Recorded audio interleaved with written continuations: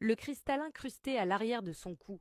Tant qu'il est là, il entend la voix des dirigeants lui ordonnant de tuer tous les humains, comme les autres monstres. Serrant les dents, Regia attrape Jinwoo, mais ce dernier esquive, disant « Oublie l'accord, c'est trop dangereux de te garder en vie ». Il plonge son poignard dans la poitrine du roi géant, car Regia pourrait devenir une calamité. Cependant, ce dernier dit au monarque des ombres qu'il se trompe. La calamité, ce n'est pas moi, mais Sung Jinwoo. Donnant à Jin un regard perçant, il tente soudainement de lui mordre le crâne, mais le monarque esquive et enfonce à nouveau sa lame dans le roi des géants. Regia tente un autre coup, mais Jin l'évite rapidement et l'attaque encore et encore. Affaibli, Regia avertit Jin que les batailles entre les habitants de la Terre et les résidents du monde du chaos deviendront plus intenses, transformant son monde en un champ de bataille brutal.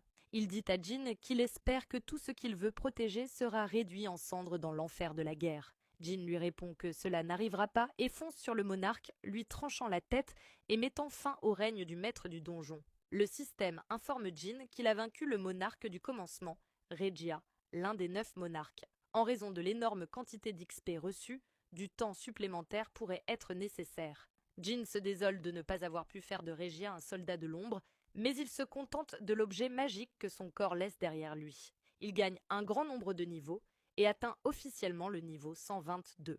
Pendant ce temps, en Amérique, un hélicoptère atterrit et 2 personnes marchent vers la porte d'un manoir. Le chasseur de rang national, Christopher Reed, les accueille, surpris de recevoir des visiteurs aujourd'hui. Il salue le directeur adjoint et Madame Sellner qui lui annonce qu'ils ont une affaire urgente à discuter. Il demande à tout le monde de partir et ordonne à son serviteur de ne laisser personne s'approcher jusqu'à ce qu'ils aient terminé. Christopher demande la raison de leur venue, assurant que si cela concerne le portail de rang S à l'est, il n'ira pas. Cependant, Madame Sellner lui dit qu'ils ne sont pas là pour parler de ce portail, mais d'un problème encore plus grave. Elle avertit Christopher qu'il pourrait être tué dans un avenir proche. Abonne-toi pour la suite.